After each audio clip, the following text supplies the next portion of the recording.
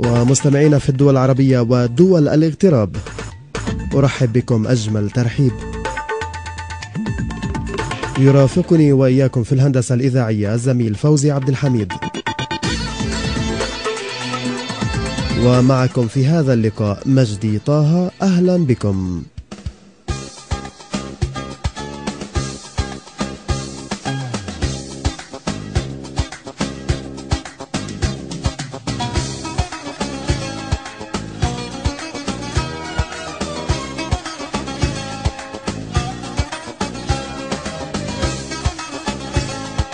شاب فلسطيني متعدد المواهب والإبداعات، فبالتصوير تفوق بلقطاته المبدعة، والآن يخوض تجربة الإخراج والتمثيل في مسلسل رمضاني كوميدي فلسطيني. قاعدته الأساسية قناة خاصة على يوتيوب والمحطات الفلسطينية المحلية ومواقعها الإلكترونية. حتى في المجال الإذاعي له من الطيب نصيب. إنه الشاب الفلسطيني المبدع هارون أبو عرة. أهلا وسهلا فيك على صوت الغد. أهلا فيك وبجميع مستمعين صوت الغد. يا مرحبا فيك هارون. طبعا أنت عارف ليش إحنا متصلين فيك وعشان شو؟ أكيد يعني بدهاش سؤال. بس بداية، من هو هارون أبو عرة؟ يعني مجرد إنسان متواضع، عمري 27 سنة، شاب درست الدبلوم تمثيل في مسرح الحرية في عام 2009 خلصته. سافرت بعديها برا على ألمانيا والنرويج على 3 سنين، ورجعت بشوية خبرة هيك حبيت أوظفها في خدمة هالبلد لنرفع علم فلسطين في عدة محافل. جميل. من ضمنها التمثيل والإخراج، العمل الإذاعي أو التصوير الفوتوغرافي. طيب هارون، سنتحدث قليلا عن التصوير. يعني لم نكن نشهد هذا الإقبال الكبير على التصوير، فباعتقادك ما هو سبب إقبال الشباب على التصوير بهذا الشكل؟ يعني أعداد كبيرة من حملة الكاميرات، ولكن في هذا المجال هناك أشخاص سطع نجمهم في عالم التصوير الفوتوغرافي الفلسطيني وأنت منهم. يعني شكرا كثير، هذه شهادة بعتز فيها. يعني صوت الغد واكيد على لسان احد الاعلاميين البارزين الاخ مجدي، يعطيك الف عافيه يا رب. التصوير الفوتوغرافي اذا بدنا نحكي عنه بشكل يعني بوضوح، من غير يعني ما نقعد من غير فزلكه ومن غير فلسفه. كان التصوير الفوتوغرافي قديما يعتمد على اللي هو على نظام الفيلم او اللي هو التحميض والنيجاتيف. هلا هذا الشيء كان كثير يعني مكلف ماديا ومتعب ومنهك انه الانسان يكون مع الكاميرا ويصور. كان الواحد لما بيصور الصوره يعني يعد لل50 مثل ما بيحكوا ال10 قبل ما انه يصور الصوره. بس اليوم مع تطور التكنولوجيا في عام 2013 صارت هي الكاميرات الديجيتال، الكاميرات الرقميه، اتاحت الفرصه امام الكثير من الناس يعني لسهوله الوصول اليها او سهوله الحصول عليها. أصبحت هناك أيضا سهولة في التقاط الصورة. فصار عندنا في مجال كل شاب فلسطيني، لكل شاب أيا كان فلسطيني عربي أيا كانت جنسيته أو ديانته أو لغته، ممكن يحمل الكاميرا ويعبر ويوصل رسالة ويوصل كلمة من خلال هالصورة. أنا يعني أختلف بوجهة النظر مع الكثير من الأشخاص اللي عمالهم يعني عندهم مآخذ على عدد المصورين. بالعكس أنا مع كثرة عدد المصورين. كل ما كثر عدد المصورين كل ما كثرت يعني كل ما احتدت المنافسة. يعني أنا لما يجي يحكوا مثلا هارون أبو عرة كمصور فوتوغرافي أبدع في صوره، أنا هون بيكون إلي الفخر لأنه أنا أبدعت في صوري. يعني وكنت مش الوحيد، كنت ما بين يعني مئات المصورين إن لم يكن آلاف المصورين في فلسطين. صحيح. مع يعني إذا بدنا نعد كل واحد حامل كاميرا مصور، ومع هذا كله يعني الحمد لله قدرت إن أنا أوصل رسالة وأوصل صورة تعجب المشاهد وتوصل رسالته. ممكن أي إنسان يحمل الكاميرا اليوم الديجيتال يحط على الإعدادات الأوتومات ويأخذ الصورة، ولكن وتطلع مع صورة، ولكن الصورة وين؟ الزاوية، الفكرة، الرسالة، البعد الأول والثاني والثالث للصورة. يعني في هناك فلسفة في الصورة، فلسفة في الصورة وبرضه إحساس. يعني أيا كان الإنسان دارس لهذا الشيء أم إنه مش دارس، الموضوع مش بالدراسة، الموضوع إذا أنت عندك الهواية أم لا. أنا لما كان عمري 9 سنين أو يمكن 8 سنين أول مرة حملت الكاميرا اللي بنعرفها، الكاميرا العادية، الفيلم اللي إحنا بنسحب الفيلم بإيدنا. كنت أصور لما يعني في الثلج، وكنت أصور في العيد وأنا صغير، ويعني كانت كهواية ألم شاكلين على الصورة وراح أحمد الصور وأرجعهم لأصحابهم. يعني كانت عندي شغف في التصوير. هارون، هل تعتقد أن كل مصور هو مصور صحفي؟ كل مصور صحفي؟ يعني لا، مستحيل. يعني كل مصور ممكن يكون مصور مثل ما حكيت لك، ولكن كل انسان بيختار المجال اللي يبدع فيه، كل انسان بيختار المجال اللي يتوجه فيه ويصير فيه. في ناس يعني عندنا في فلسطين لسه مش واصلين مرحله اللي هي التميز او الاحترافيه في مجال معين، التخصص. يعني مثلا الطب بتدرس 4 سنين، انت بتكون طبيب عام. نعم. ولكن لما بدك تروح انت شيء له علاقه بالاذن والحنجره، بتروح لدكتور اذن وحنجره. تخصص. يعني ما في مجال مصور طبيعة تقول له تعال صور لي يعني صور لي للصحافة. حدث. ما في مجال مصور صحفي مثلا تيجي تقول له تعمل لي فوتوشوت. يعني في اللي هو يعني تيجي تعمل مثلا صور فنية artistic pictures. طيب باعتقادك هل ظاهرة التصوير في فلسطين هي ظاهرة فوتوغرافية فلسطينية وستنتهي قريبا؟ يعني هنا السؤال هو بيحمل شقين من الإجابة. الشق الأول إنه أنا بحكي لك لا، والشق الثاني بحكي لك كيف؟ إنه مع بعض الأشخاص رح تنتهي قريبا، لأنهم بدأوها مجرد إنه بتعرف موضة، إنه الناس صارت تحمل كاميرا فأنا بدي أحمل كاميرا. اللي اشتغل على هذا الأساس إنه موضة بدي يلحق الموضة ويحمل كانون على كتفه، هذا بعد فترة بيزهق وخلاص بيعطيه العافية وبصف وبكتب بقول أنا شكرا وصلت رسالتي. ولكن الإنسان اللي مستعد يصور بكاميرا ب100 شيكل ولا يصور بكاميرا ب7,000 شيكل ويطلع صورة، هذا إنسان يمكن عنده فكر. أنا شخصيا لما أنا بصور أنا أعتقد وأؤمن أن الصورة هي أحد أساليب يعني المقاومة ضد الاحتلال الإسرائيلي، ضد الظلم، ضد العنف، ضد كل مبادئ المجتمع اللي أنا بشوفه غلط.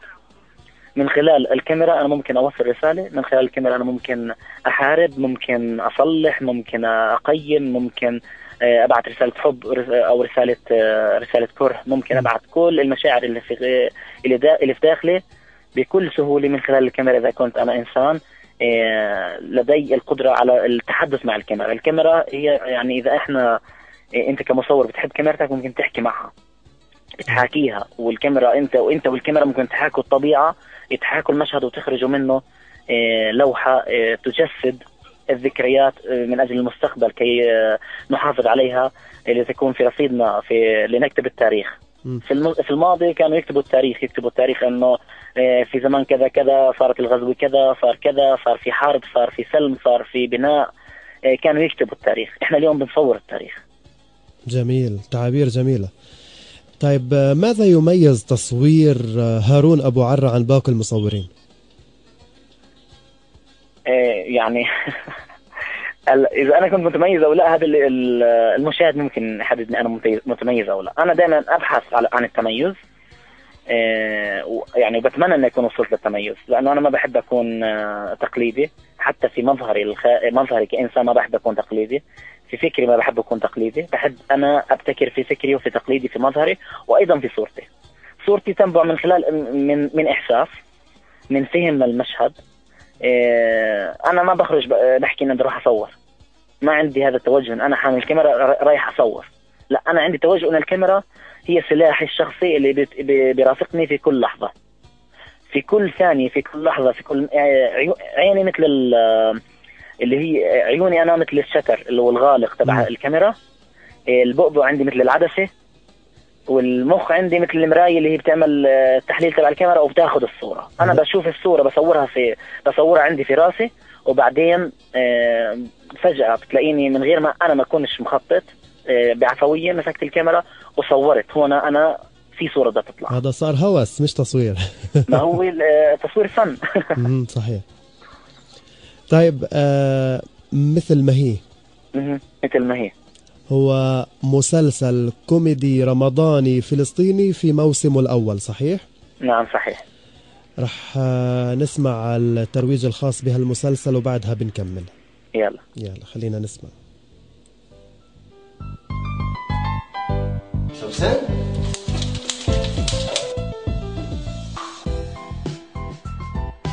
لا يقطع نفسك يا رب.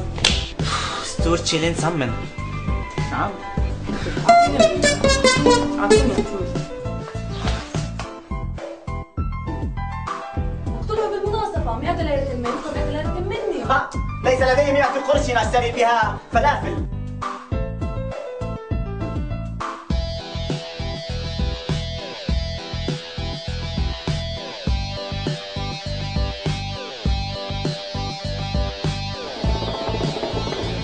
ايوه هيك. Yeah, right there. This one a bit more. Oh yeah? Yeah. لا سريع.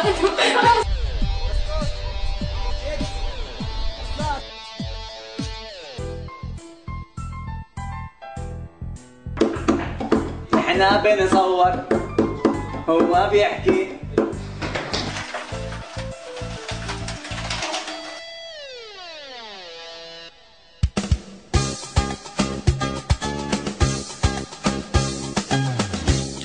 مثل ما هي مسلسل كوميدي رمضاني فلسطيني في موسمه الأول. هارون، عرفنا على هالمسلسل بجملة واحدة فقط.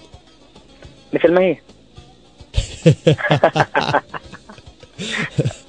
جملة ولا 3 كلمات؟ هي 3 كلمات، و3 كلمات من الجملة هم ولا لا؟ طيب هو بكونه خلينا نحكي نص جملة، أعطيني جملة كاملة. طيب هو مسلسل رمضاني كوميدي اجتماعي ساخر مثل ما هي، بينقل الحقيقة مثل ما هي. يعني مثل ما هي المقصود من هاي الكلمات أنه ما في تحريف، ما في تغيير. بالضبط. كيف أنتم بتشوفوا الحدث بتنقلوه بمسلسل كوميدي رمضاني ساخر فلسطيني؟ نعم صحيح، ولكن هون في يعني مش شرط الحدث ننقله مثل ما هو. يعني اوكي احنا ما بنحرف بالوقائع او بالتفاصيل او بالحقيقه، ولكن ايضا ممكن نضيف شغله ثانيه، لانه بننقل الاشي مثل ما هو. ممكن انه احنا مشاهدنا طريقه تصويرنا بتحاول تنقل الواقع مثل ما هو. يعني انه احنا بنحاول نبعد عن فزلكه الامور من ناحيه ديكور، من ناحيه ملابس، من ناحيه تعقيدات. يعني انا ممكن بحب الفريم كمخرج، انا كمخرج العمل مثل ما هي بحب الفريم ينقل اشي طبيعي. يعني بحب اللي بيكون يحضر معي في التصوير في موقع التصوير، لما يحضر الفيديو يلاقي حاله بيحضر بنفس المشهد. يعني انقل اقرب الى ما يكون كوبي بيست عن الطبيعة وعن الحقيقة. فكرة مين؟ فكرتي. ومين بكتب النصوص؟ يعني تعددت النصوص والعمل واحد. برضو انت؟ لا، تعددت النصوص والعمل واحد. يعني في عندنا كثير اشخاص ساهموا في كتابة النصوص. من ممكن اذكر عدد منهم. من ضمنهم احمد مسلم ساعدنا في البداية في كتابة بعض النصوص. يارا يعيش كتبت معنا بعض النصوص. هارون بعر اللي هو انا كتبت بعض النصوص. عميد عبد العزيز. في عنا كمان مين كتب نصوص؟ ما هنا مشكلة الأسماء. في عنا يعني عدد لا بأس به من الأشخاص اللي كتبوا النصوص. كنا احنا فاتحين مجال للمشاركة بالنصوص لكل مواطن، لكل إنسان بحب يشاركنا في نصوصه. احنا ممكن كنا نستقبل الأفكار ونحولها لنصوص. يعني هي على الأغلب كانت نصوصي، ولكن الفكرة كانت تعود لأشخاص مختلفين. كم شخص ممكن يا هارون أنه نشوف بالحلقة الواحدة؟ على اختلاف الفكرة. يعني في عنا حلقات كانت في تحوي ممكن من 10 إلى 12 شخص في حلقة. وفي حلقات ممكن كانت تعتمد على شخص أو 2. ما هيك رح تتحول المشاهد لستاند اب كوميدي ولا لا؟ لا بعيدا عن الستاند اب كوميدي. ما تطرقنا للستاند اب كوميدي نهائيا. الستاند اب كوميدي صراحة يعني احنا بحاجة لنوضحه شوي للمستمع او للانسان اللي بيسمعنا في اللحظات، انه الستاند اب كوميدي في فلسطين او في العالم العربي هي صارت برضه يعني زي التصوير الفوتوغرافي، درجة مرة واحدة انه الكل يقعد قدام الكاميرا ويحكي. يعني من اسمها ستاند اب كوميدي، هلا بشوف كثير انا سيت داون كوميدي في فلسطين. رحت على براهمة؟ فسيت داون كوميدي لا انا ما اصلاش عنه، بالعكس كان جميل كثير وانا بحترمه. لا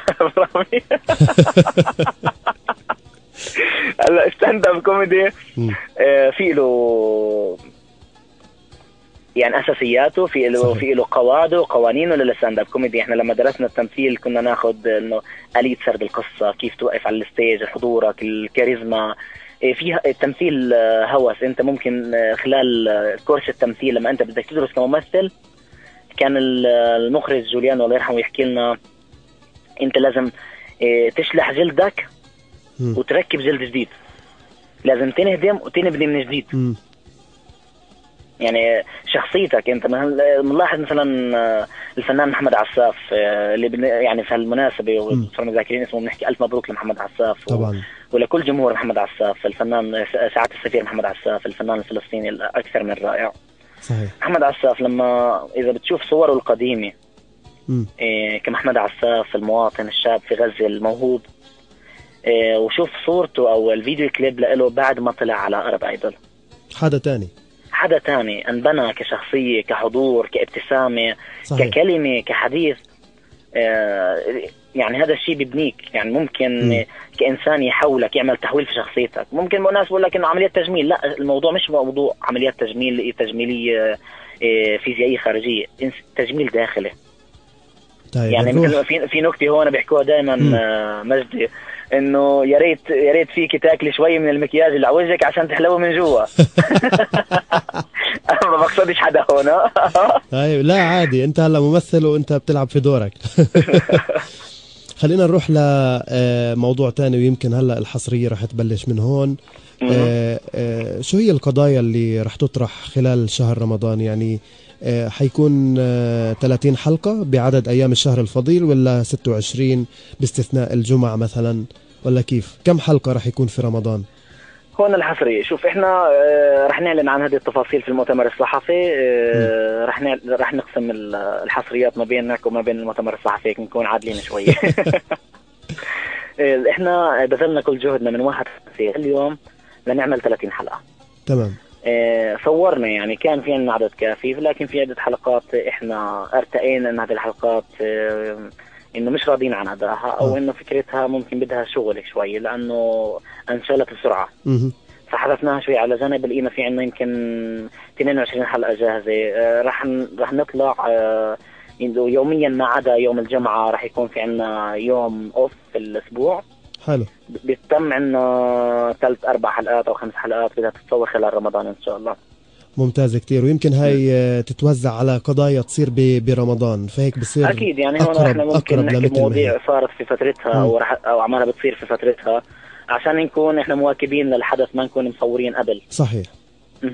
طيب هلا بالنسبة للقضايا اللي رح تطرح، هل رح تكون قضايا محلية فقط، يعني محلية فلسطينية، ولا رح تكون على مستوى الوطن العربي وما تشهد الساحة؟ يعني تعرف الموضوع السياسي هو الموضوع الأساسي اللي شاغل الوطن العربي كله. أكيد. يعني إحنا بما أنه موسمنا الأول كمثل ما هي، أنا بفكر كمخرج لعمل بهالحجم، يعني هو بديش أقول لك إنه حجم كبير وننفخ عنه كثير، برضه بديش أروح لجانب التذمر او هي لسياسه الشحذ والتذمر والبكاء على امكانيات. نحن عندنا امكانيات متواضعه كثير، والحمد لله اشتغلنا اكثر شيء ممكن نعمله من خلال هذا الشيء عملناه. ولكن احنا كموسم موسم اول وليس الاخير، راح نستمر بعد رمضان حلقه اسبوعيا. موسم رمضان الاول والحلقات الاولى كانت تتعلق بفلسطين، وحاولنا تكون لها علاقه بس بفلسطين. بعد رمضان والحلقات الجديدة اللي رح تيجي رح نبلش نوسع رقعتنا، ولكن نعطي فلسطين حقها أول، وبعدين بنطلع لنحكي عن الوطن العربي. يلا خلينا نحكي هلا حصري لصوت الغد. شو رح تعملوا في هاي الحلقات؟ أعطينا شوية قضايا من اللي رح تكون من ضمن الحلقات الجاي. طيب في عنا قضايا شوي هيك يمكن يسموها بعض الناس يمنعوا بسنا. بنبلش. شوف في عنا حلقة، أنا هيك بدي أعطيك حلقات، والحلقات الكبيرة هيك اللي فيها حكي زيادة بنحكي عنها. أوكي. في حلقة يعني كانت اسمها الشاعرة، بتحكي عن كيف إنه بنت مهووسة في الإنترنت، مهووسة يعني أو اللي هي خداع وسائل التواصل الاجتماعي، كيف بتخدعنا إحنا كناس. إنك تيجي تكتب كلمة بتلاقي في عندك إنه 50-60 لايك، إنه بتفكر حالك إنك أنت صرت شيء، وبتبلش تبلور شخصيتك بناء على توجيهات الناس هي على الفيسبوك. فبنت عادية بتكتب كلمتين موزونات مع بعض فيهم سجع، بتيجي إنه بيصير عندها لايكات، مش لايكات، بتسمي حالها الشاعرة، وبتصير يعني واصفة فيها الخيال إنها هي بتمشي بالشارع بتوقع للناس من كثر ما هي مشهورة. طرقنا لحلقة عن الوايرلس، وهذه الحلقة فيها عنصر مفاجأة ما راح أقدر أحكي عنها لأنه هيك بنحرق الحلقة كثير. طرقنا المواضيع سياسية من ضمنها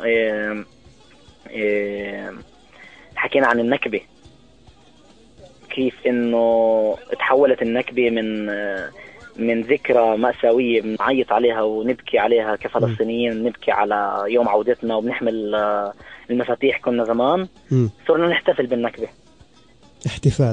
احتفالات النكبة، يعني إنه بصراحة أنا كمواطن بعيش في مدينة رام الله أحزنني المشهد لما شفت الاحتفال بهالحجم بالنكبة. يعني راح يكون في خطاب راح يكون لأحد قادة الجهاد الإسلامي في الحلقة. حلو. كيف إنه عمال بخطب وبيحكي لك هالمناسبة السعيدة، هالمناسبة هاليوم في هذا اليوم وابصر إيش على إنه إحنا يعني تحررت فلسطين. أوكي. شو كمان حلقات؟ في عنا حلقة اسمها الصحفي 137.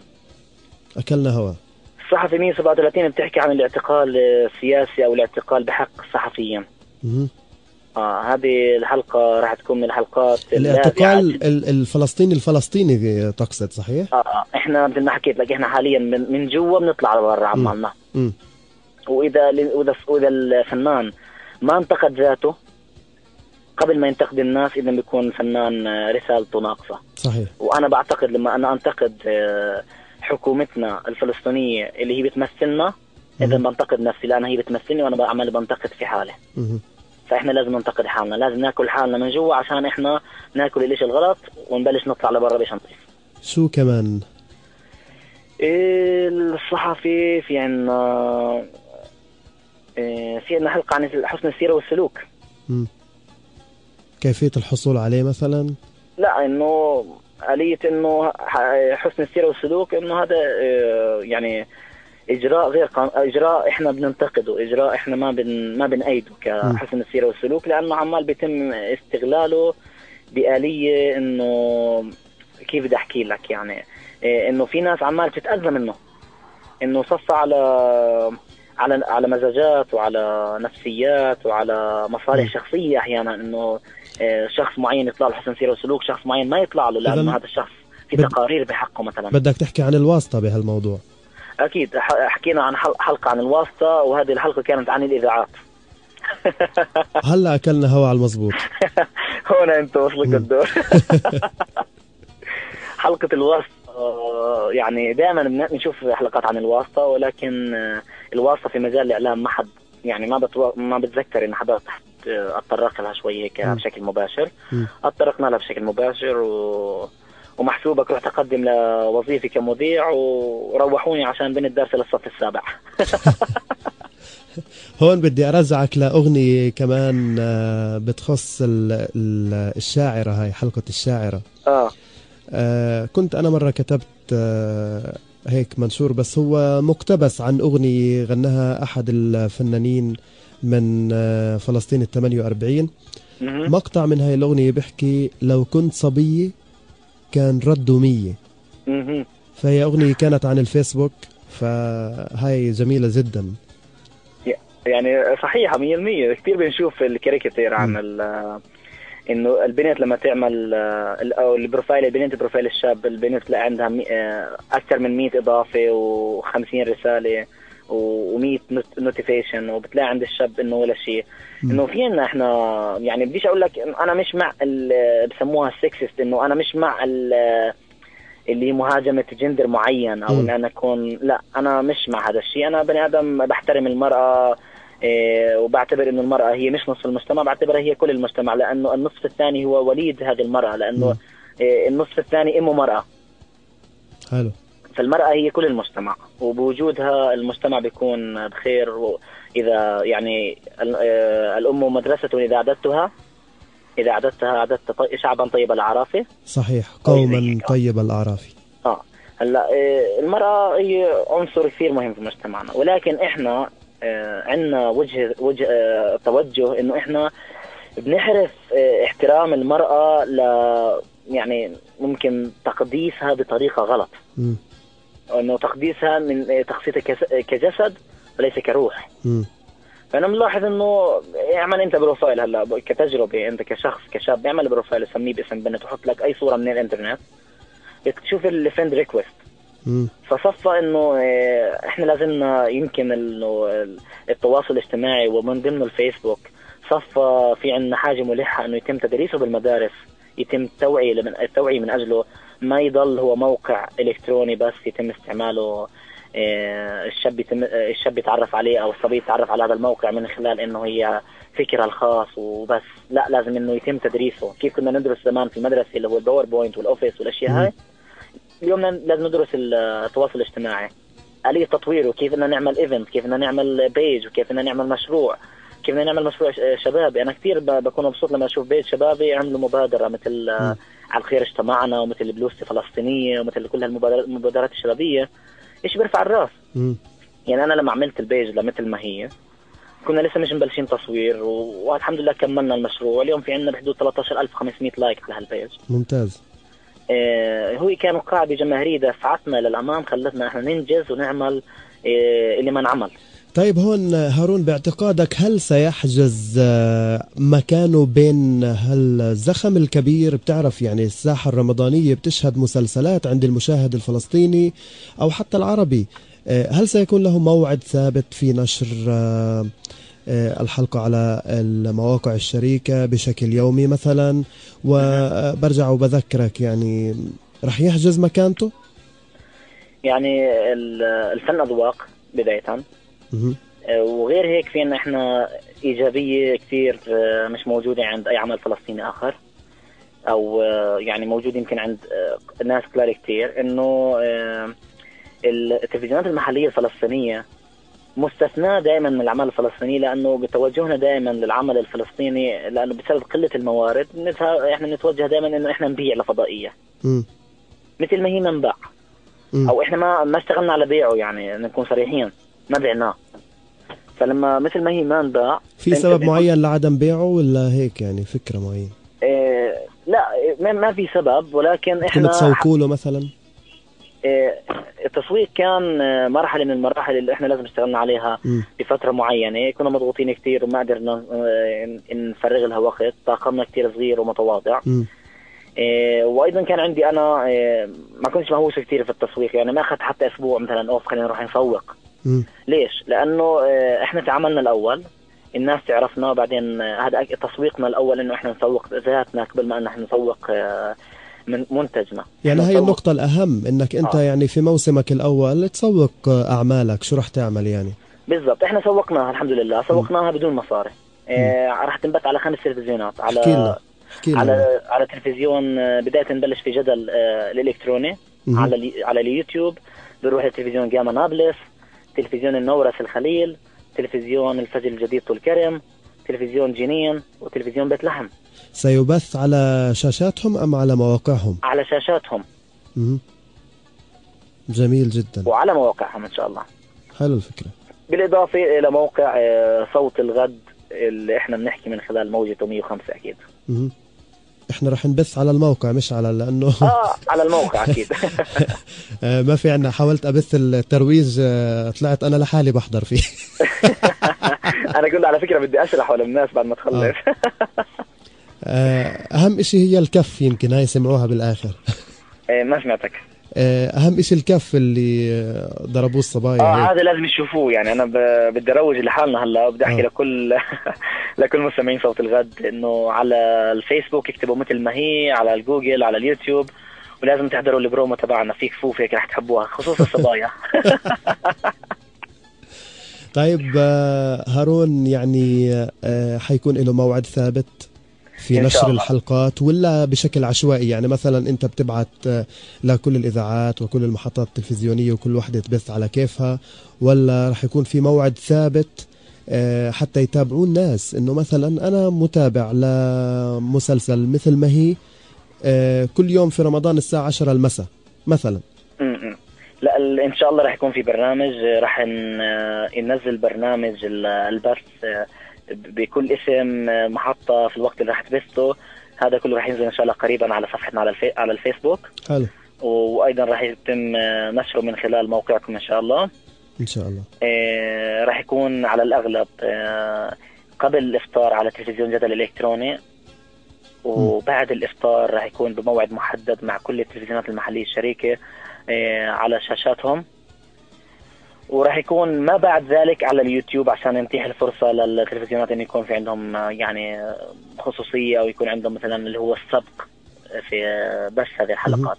حلو، جميل جدا. احنا بنتمنى لكم كل التوفيق يخليك يا رب في هالعمل الفني الفلسطيني. بنتمنى انه يطلع على النور قريبا في رمضان، وان شاء الله يعني يتوج بالنجاح. واكيد احنا في صوت الغد من الداعمين لهالمسلسل يعني ولمسيرتكم. أكيد هذا شيء واضح إنه صوت الغد يعني مجرد ما حكينا معكم في الموضوع أو إنه صار حديث في الموضوع إنه كثير الإشي الإيجابي. يعني مجدي أنا ما بحكي لكيش إنه أنا بدي جاملك ولا بدي جامل صوت الغد لأن على أثيرها، بالعكس إنه ممكن أنهي المقابلة وخلصنا. لا صحيح. أنا بحكي لك صوت الغد كل الاحترام لكم. صوت الغد اللي بتبث من بدية، من هالبلد الأصيلة اللي أهلها أصيلين، اللي عندكم هالكرم في استقبال الضيوف، ايضا عندكم كرم باستضافه الناس عبر الهواء. يعني انا لما بشوف كيف انه تستضيفوا شباب وممثلين ولا مغنيين ولا اي حد فلسطيني كيف انه بتعطوه حقه، انا هذه المقابله الحصريه رح تكون ممكن من المقابلات المميزه اللي عملتها في حياتي، اللي انا رح احتفظ فيها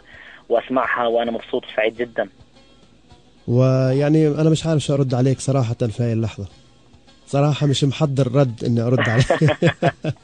هارون، اتأكد تماما انه المواهب الفلسطينية على رأسنا من فوق، واحنا ابدا يعني ما بنبخل على اي حدا انه يكون على هوانا، وخصوصا انت شاب طموح وتستحق دائما الدعم وكل التوفيق لإلك. في سؤال هون بيسألوني الشباب بالكنترول، بحكي لي الاماكن اللي راح تصور فيها وين؟ قصدهم الاماكن اللي صورنا فيها او اللي صورتوا فيها؟ يعني احنا صورنا في معظم الحلقات تم تصويرها في رام الله، لانه مثل ما حكينا احنا ما كان في عندنا تمويل انه احنا نتنقل ما بين مدن الضفه او مدن فلسطين بعيدا عن الضفه ولا غزه ولا القدس. في اماكن هيك يعني معروفه ولا في بيت معين او كذا؟ يعني صورتها كمان مشهد في بيتي، صورنا في مطعم الميرادور مشكورين، صورنا في سيران مشكورين، صورنا في الجولد روك ايضا مشكورين، وصورنا في مقهى رام الله، صورنا في شوارع عامة، في مكتب، في استوديو تلفزيون جدل، في مكتب ناسي اسمهم هيك، مكتب شغل كمبيوتر ايديوتك مشكورين في رام الله، ومكتب المحامي مهند مؤيد نافع مشكور جدا ايضا ساعدنا واعطانا مكتب. وكانت يعني كثير بيوت ومكاتب واماكن كثير مفتوحة امامنا. بتعرف الكرم الفلسطيني كيف بدعموا شيء مثل هيك، يعني الاشي الشعبي كيف بدعمونا، نتفضلوا تعالوا عنا اهلا وسهلا فيكم. ما لقيتوا اي معارضة من حدا يحكي لكم لا انا ما بدي تصوروا عندي؟ والله من مكان واحد ومش رح اذكره، لانه احنا خلينا نكون ايجابيين، نذكر الشيء الايجابي والشيء السلبي خليه على جنب. خلص بيكون لا تحفظ، الزلمه ما بده يصور، مش يعني مش لانه معارض للفكره، لا بالعكس هو ما بيعرف شو الفكره، بس بقول لك انه انا عندي زباين بتعرف الخصوصيه مش انا الزباين شو. طيب سؤالنا الاخير لك هارون، او خلينا نحكي قبل الاخير بيكون هيك كلمه للمستمعين. قبل ما يعرض هالمسلسل، شو تقييمكم انتو إخراج وممثلين لهذا المسلسل، هل أنتم راضون عن القضايا المطروحة والرسائل الموجهة للمشاهد الفلسطيني؟ ان شاء الله كل الرضا. يعني اعتمدت اسلوب بانتاج هالمسلسل كان اللي هو انه اركز على اكتب الفكره وبعدين نكتب لها الافيهات تبعتها. يعني نكتب الافيهات، كلمه الافيهات اللي هي كلمه مصريه اللي هي الكوميديا او الجانب المضحك في هذا الاشي او الجانب الساخر في هالحلقه، كان دائما يتم النظر لها ما بعد الفكره. يعني احنا لما حكينا عن حسن السيرة والسلوك كتبنا الموضوع وبعدين بلشنا نكتب عليه. حكينا بدنا نحكي عن موضوع الصحفي، بلشنا نكتب عليه. لأن الكوميديا هي نفس، هي إشي ممكن يطلع معك خلال التصوير، مش إشي ممكن إنك أنت ترتبه وتحضره وتمثله. الكوميديا إذا ما كان عند الممثل الكوميديا بذاته ما ممكن يمثلها. صحيح. لانه اذا انا بدي امثل اني انا بضحك وعمالي بضحك يعني انا عمالي بضحك، اذا الضحكه مش طالعه من قلبي كممثل ومش عايش الدور ومش عايش نفسه ومش مقتنع بفكرته، مش رح تقنع. لازم تقتنع عشان تقنع. صحيح. هارون، كلمه اخيره لمستمعي صوت الغد، شو بتحب تحكي لهم عن مثل ما هي؟ يعني قبل الكلمه الاخيره ومن خلال الكلمه الاخيره بدي اوضح كمان كلمه هيك واحكي شكر. يعني بدكم تعطوني مجال شوي صغيره. تفضل. اكيد.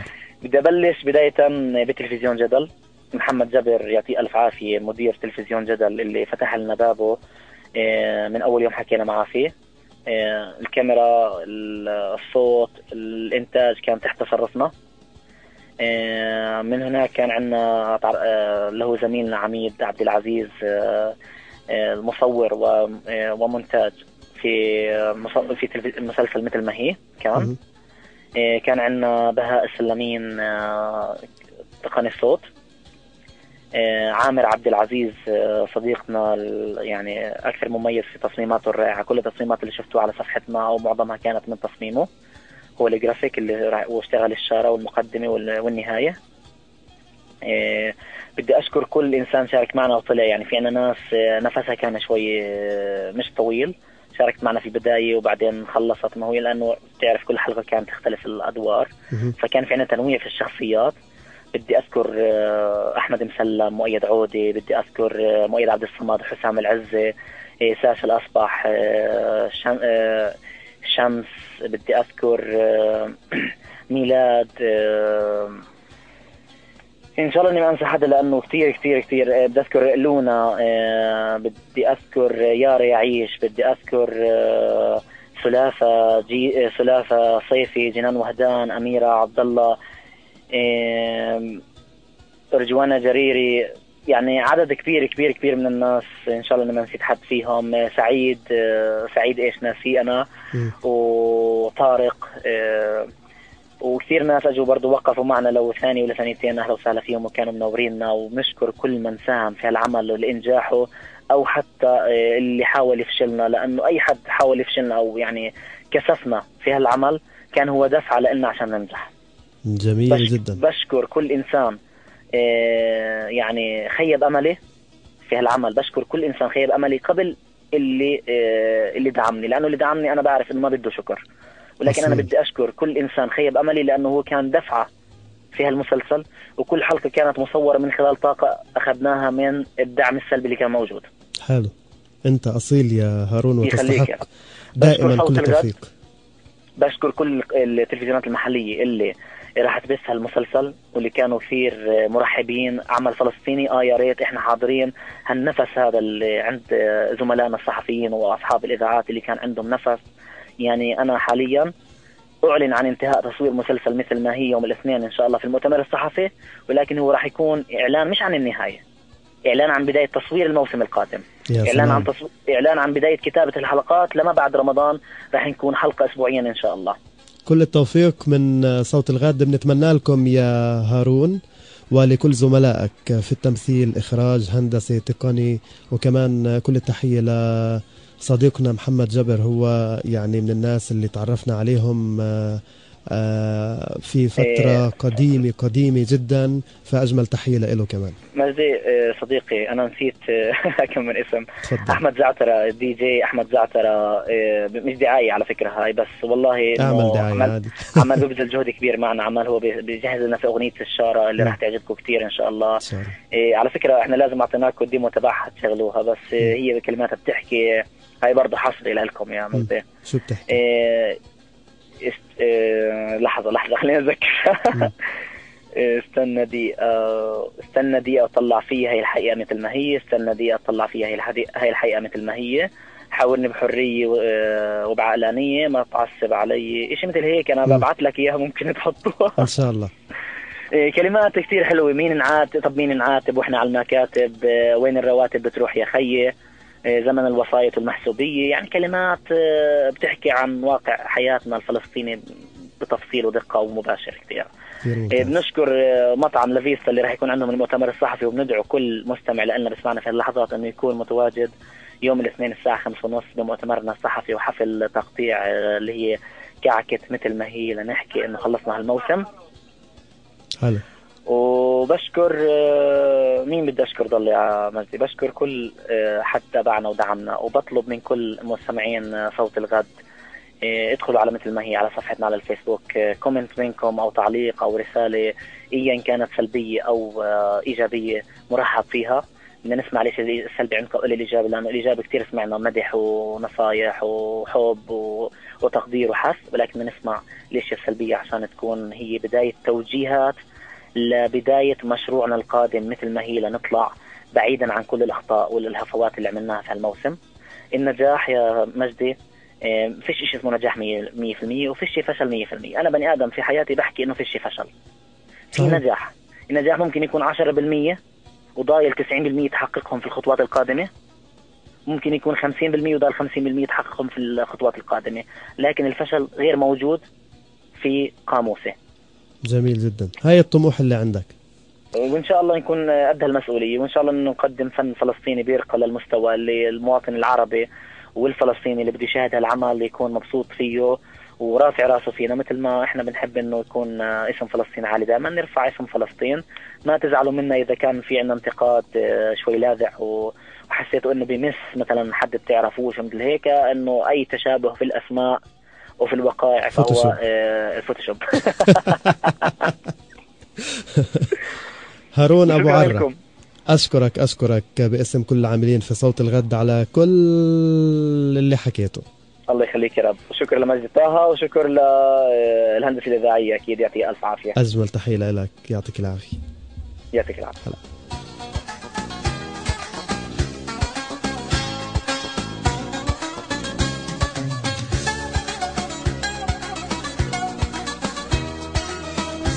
إذن شكر وتقدير من صوت الغد لهذا المبدع الفلسطيني هارون أبو عرة. نتمنى له كما بنتمنى لكل زملائه التوفيق في هالعمل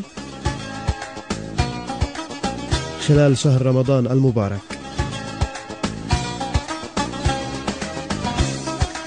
كان معي من الهندسة الإذاعية زميلي فوزي عبد الحميد، وكنت أنا معكم